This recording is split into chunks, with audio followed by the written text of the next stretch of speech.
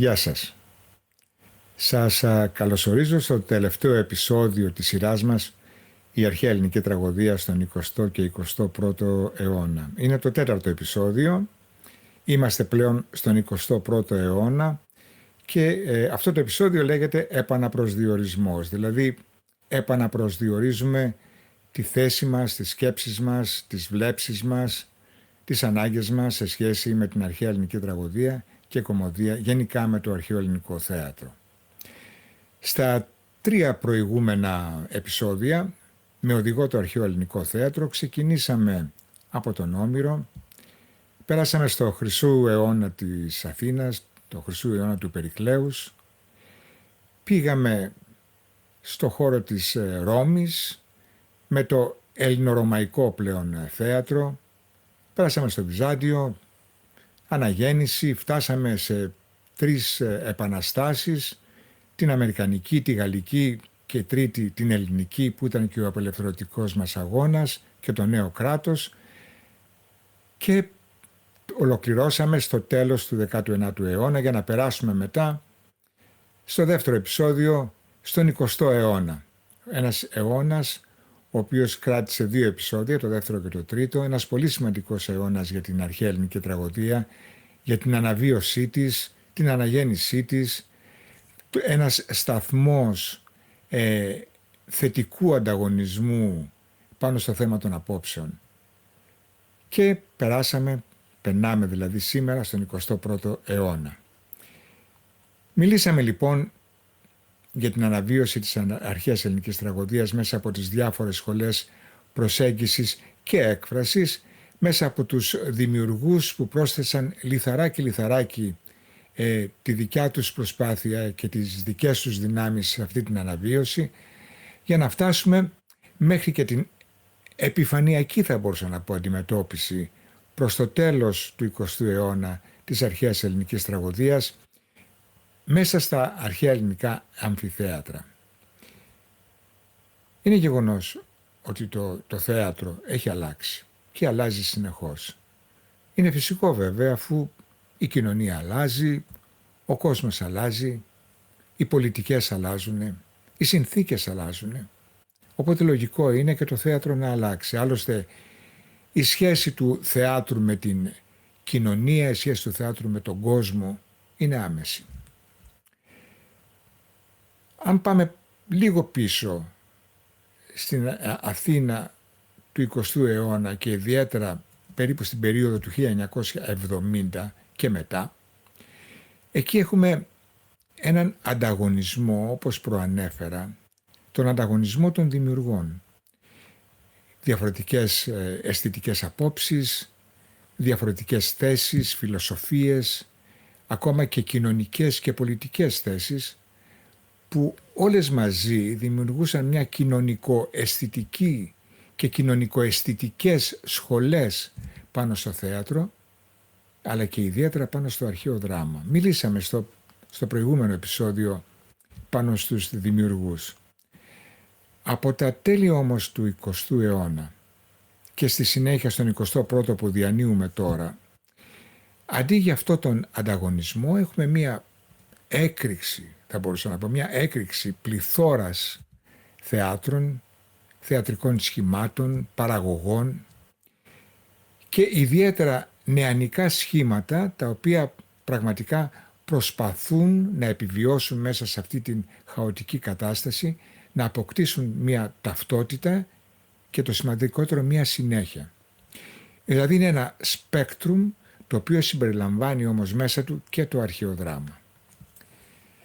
Το μεγάλο θέμα στην εξέλιξη του ελληνικού θεάτρου, το οποίο κατά τη γνώμη πολλών, αλλά συμπεριλαμβανομένης και της δικής μου άποψης, έχει οπισθοχωρήσει ουσιαστικά, ποιοτικά και αισθητικά, είναι η παιδεία. Το επίπεδο διδασκαλίας έχει εξασθενήσει εδώ και αρκετές δεκαετίες και εξελικτικά μπορώ να πω ότι πέφτει. Ελπίζω αυτό να αλλάξει και να αρχίσει να ανεβαίνει, ακολουθώντας μια ποιοτική, γνωστική και αισθητική κάθοδο.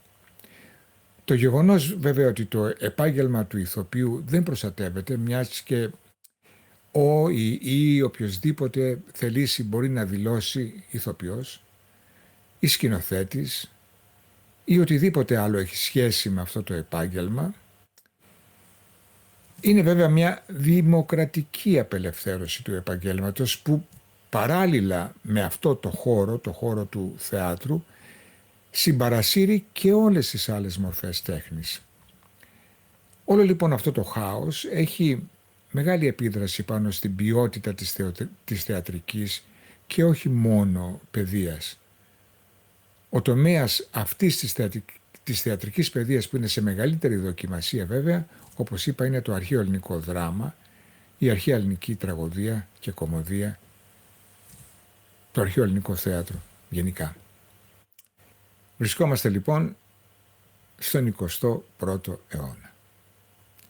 Τον υποδεχτήκαμε με μεγάλες προσδοκίες, με μουσικές, πυροτεχνήματα, εκδηλώσεις, διαχρονικές συναυλίες σε αρχαιολογικούς χώρους και με μια μεγάλη ελπίδα ότι αυτός ο αιώνας θα είναι αναγεννησιακός, θα είναι ειρηνικός και δημιουργικός.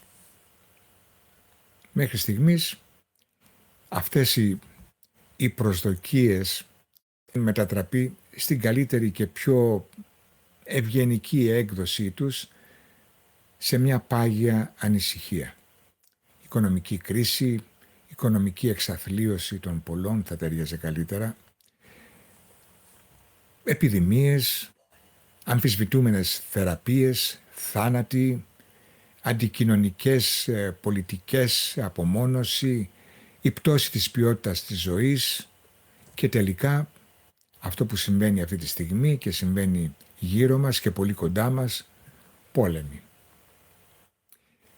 Τι να σου κάνει λοιπόν μια αρχαία ελληνική τραγωδία όταν όλος ο πλανήτης είναι μια τραγωδία, μια σουρεαλιστική τραγωδία ή μάλλον ένα θέατρο του παραλόγου με τραγικές ρίζες.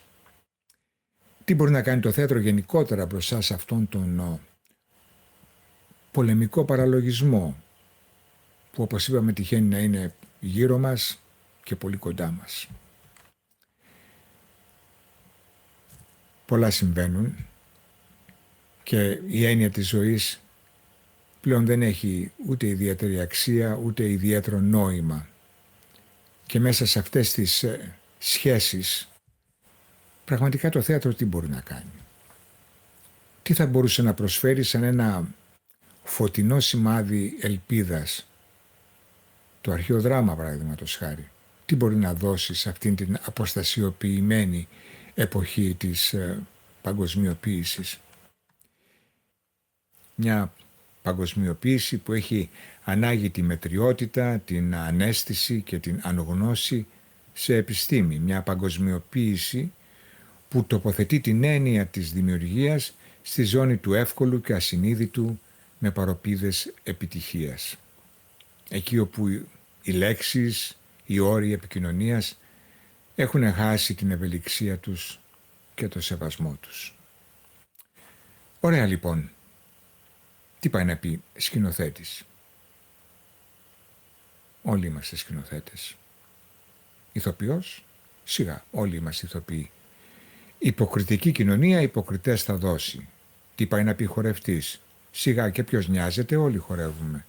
Πράγματι, ναι, πραγματικά, αυτή είναι η πραγματικότητα. Όλοι είμαστε ικανοί για όλα, όλοι είμαστε ηθοποιοί, σκηνοθέτες.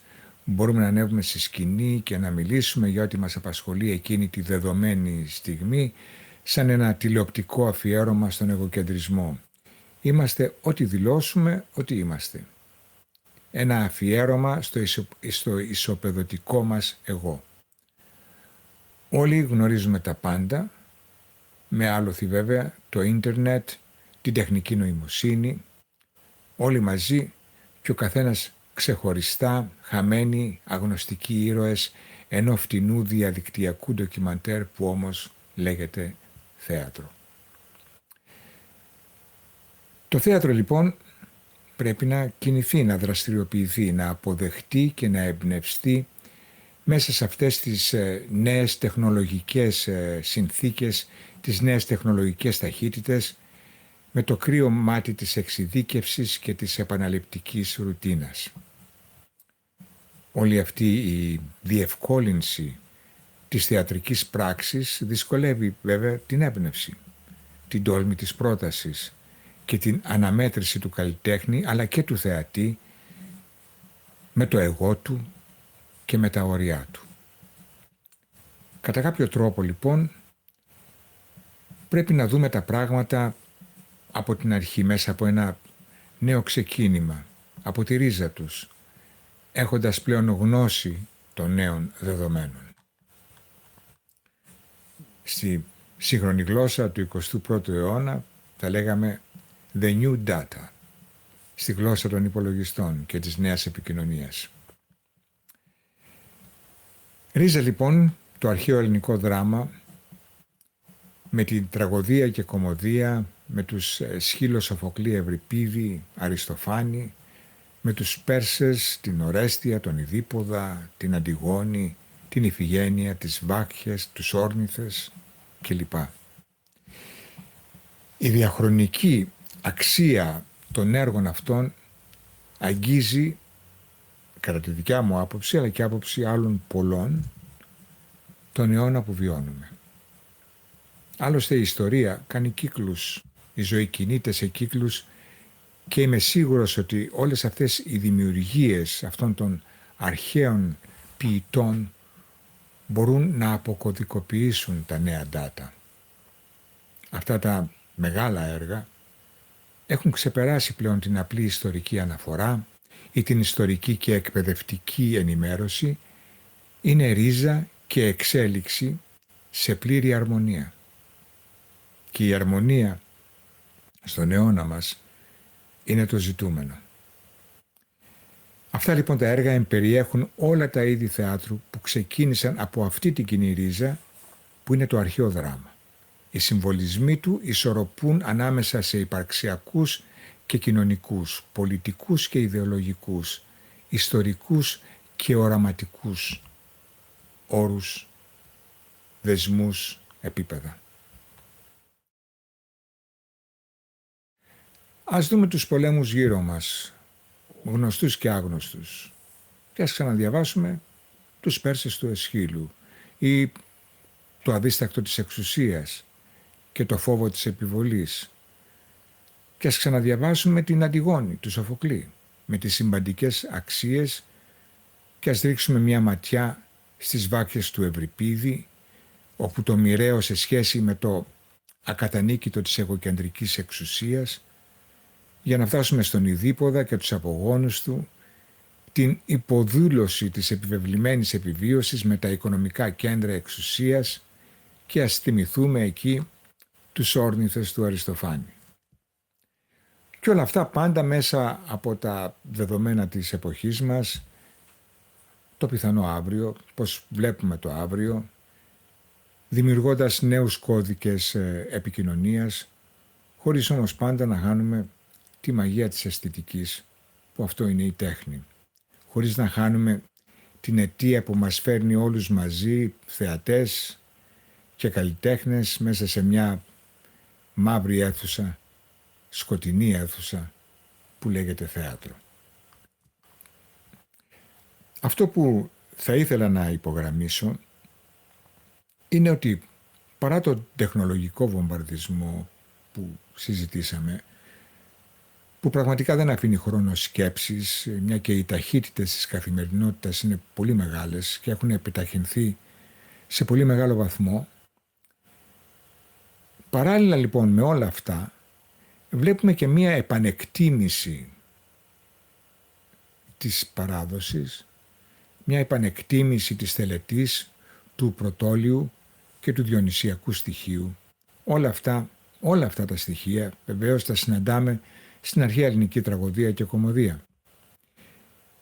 Στις παραστάσεις αρχαίου δράματος, ανεξαρτήτως επίπεδου παράστασης, δεν θα κρίνω αυτό, ο κόσμος δείχνει ένα τρομακτικό ενδιαφέρον, πηγαίνει να τις δει, γεμίζει τα αμφιθέατρα και στηρίζει παραδόσεις και θεσμούς. Η αντίδρασή του είναι κυρίως θετική. Βέβαια κάποιες φορές δεν μπορεί να κρύψει τα αισθήματά του, αποδοκιμάζει αυτό που κατά τη γνώμη του είναι ευτελές και ανούσιο. Άλλωστε αυτό το γεγονός αποτελεί μια παράδοση που έρχεται από την αρχαία Ελλάδα, όπου όταν δεν τους άρεσε κάτι το αποδοκίμαζαν και το κοινό μπορούσε να διακόψει ακόμα και μια παράσταση, να πετάξει πράγματα, να πετάξει φρούτα, φαγητά κτλ. Για να δείξει αυτή του την διαφωνία και αποδοκιμασία. Οι διαφωνίες τις περισσότερες φορές είχαν μια φιλοσοφική και κοινωνική βάση. Το κοινό στην πλειοψηφία του ήταν παιδευμένο και με άποψη που χαρακτήριζε με τις αντιδράσεις του και τις επιφημίες του τα θεατρικά φεστιβάλ.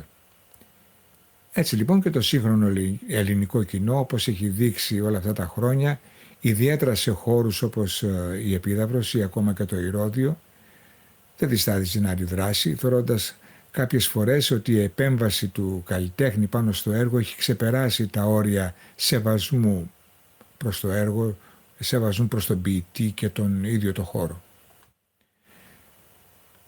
Στον 21ο αιώνα έχουμε κάποιους καλλιτέχνες που πραγματικά προσπαθούν να δώσουν τη δική τους προσωπική σφραγίδα στο αρχαίο ελληνικό δράμα.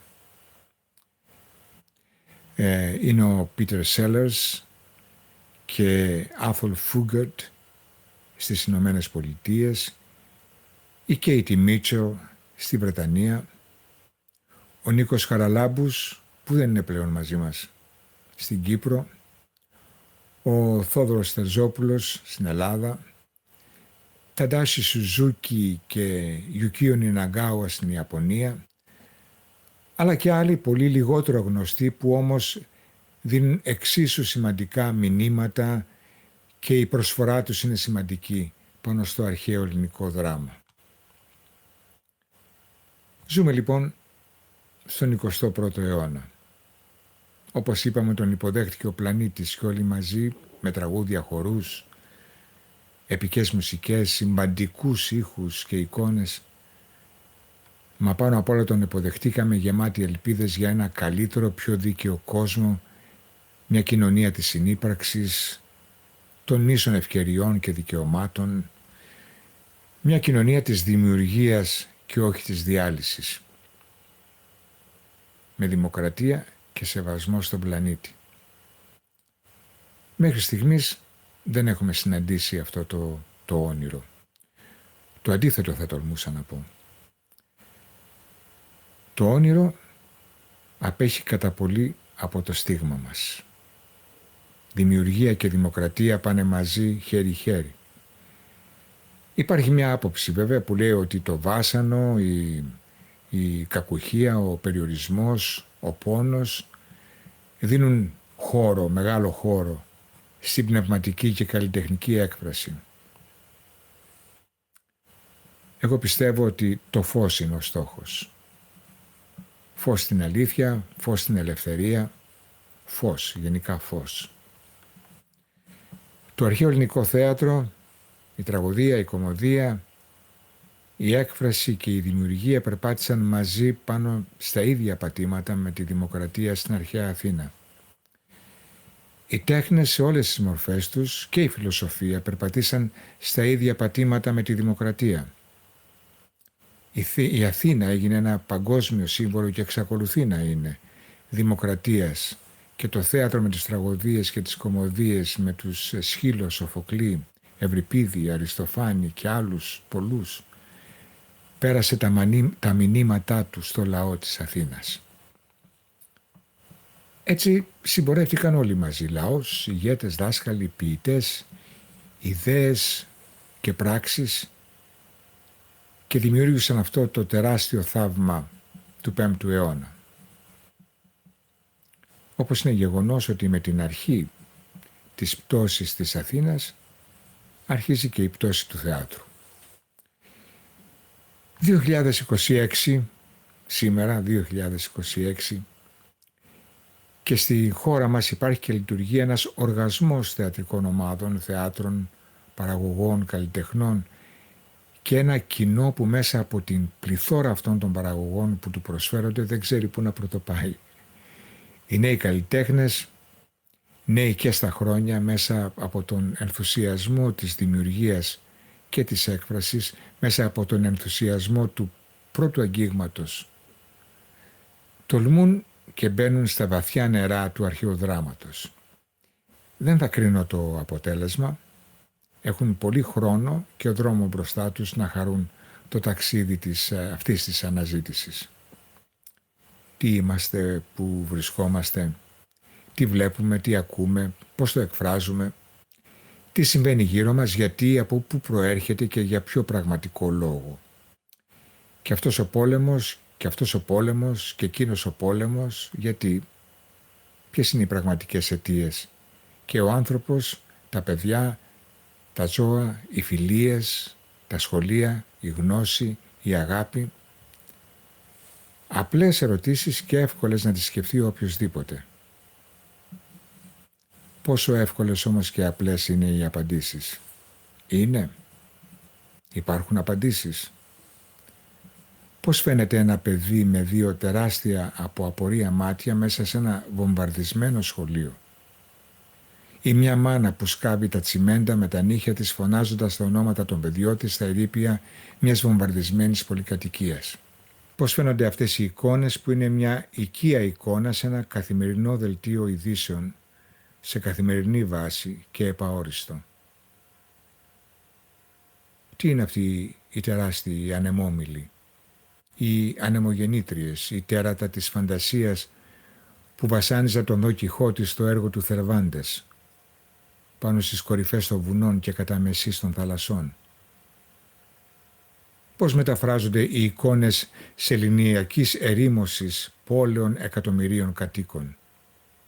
Αυτή η ερήμωση με φέρνει στην νεκρή φύση του Μπέκετ και του περιμένοντας τον Κοντό, στο βασιλιά Λίρ του Σέξπιρ και τον Μακβέθ. Και εδώ και εκεί ένα ζευγάρι τρέχει χέρι-χέρι και τα πρόσωπα καλυμμένα με μάσκες και μόνο τα μάτια είναι πομπή επικοινωνίας. Και πύραυλοι, πυρηνικές κεφαλές, υποβρύχια και drones της κόλασης. Τι είναι όλα αυτά? Πώς θα μπορούσαμε να τα χαρακτηρίσουμε, να τα ονοματίσουμε? Τι θα γινόταν αν όλα αυτά ξαφνικά δρούσαν ταυτόχρονα? Τι θα δημιουργούσαν? Εδώ μιλάει ο ποιητής Εσχύλος στους 7 Επιθύβας και λέει: «Ξένος από τη χώρα των Σκυθών ο Χάλιβας, φτασμένος κυβερνά τους κλήρους και τα χτήματα μοιράζει. Σκληρό καρδό τατσάλι το πικρό και τόσο τόπο δίνει στον καθέναν όσο θα πιάνει και νεκρός, στερώντας τους από τους μεγάλους κάμπους». Ο ανεξέλεκτος πόθος της κατάκτησης, η απληστία, η ασέβεια, η παραπλάνηση και ακόμα πιο πολύ ο συνδυασμός όλων αυτών των στοιχείων είναι μια συνταγή για αυτοκαταστροφή. Ο άνθρωπος όμως έχει υποχρέωση να προστατέψει τον εαυτό του, έχει υποχρέωση να προστατέψει την κοινωνία, τις νέες γενιές. Οι νέες γενιές που είναι τα παιδιά και το σπίτι του που είναι ο πλανήτης. Έχει υποχρέωση να προστατέψει τη ζωή. Όπως όλη η κοινωνία, έτσι και οι καλλιτέχνες και οι άνθρωποι του θεάτρου θα πρέπει να αφαιθούν στα νέα δεδομένα και να δουν την τέχνη τους μέσα από τις νέες κοινωνικές συνθήκες, ιδιαίτερα το θέατρο που είναι άμεσο, που έχει αυτή την αμεσότητα του λόγου και της επαφής. Αυτό το άμεσα επικοινωνιακό και ο διαλογικός του χαρακτήρας θα πρέπει να παίξει ένα κορυφαίο ρόλο σε αυτή την αισθητική, σε αυτή την φιλοσοφική και κοινωνική, αλλά και πολιτική αναζήτηση. Να οικειοποιήσει τη γλώσσα και τα σύμβολα των νέων ανθρώπων, αυτού του νέου τρόπου ζωής. Να βρει τη ρίζα τους, να τα συνδέσει με τα ιστορικά σύμβολα αυτού του πλανήτη, χαρίζοντάς τους νέες δυναμικές και νέα επίπεδα. Να ξαναδείξει ότι τα SMS, το Messenger, το WhatsApp, τα emails, το Gmail κλπ. Δεν μπορούν σε καμία περίπτωση να αντικαταστήσουν το λόγο, το φυσικό λόγο, το διάλογο, την άμεση επαφή, την αμεσότητα, δεν μπορούν να αντικαταστήσουν ένα βλέμμα, ένα επιφώνημα, ένα συναίσθημα, τη συγκίνηση, την ταύτιση και την αναγνώριση, που όλα αυτά είναι στοιχεία της τέχνης και ακόμα πιο συγκεκριμένα στοιχεία αυτής της συγκεκριμένης τέχνης που λέγεται θέατρο. Για να γίνει όλο αυτό και να εμπεδοθεί, θα πρέπει να ξεκινήσουμε την αναζήτηση από τη ρίζα, και η ρίζα είναι το αρχαίο ελληνικό θέατρο. Εδώ ολοκληρώνεται και το τελευταίο επεισόδιο αυτής της τετραλογίας, αυτής της σειράς, η αρχαία ελληνική τραγωδία στον 20ο και στον 21ο αιώνα. Σας ευχαριστώ πολύ που μοιραστήκατε αυτό το θεατρικό διπορικό μαζί μου και ελπίζω να συναντηθούμε και πάλι σύντομα για να μιλήσουμε για τι άλλο, για θέατρο. Να είστε καλά. Ευχαριστώ πολύ. Καλή συνέχεια. Γεια σας.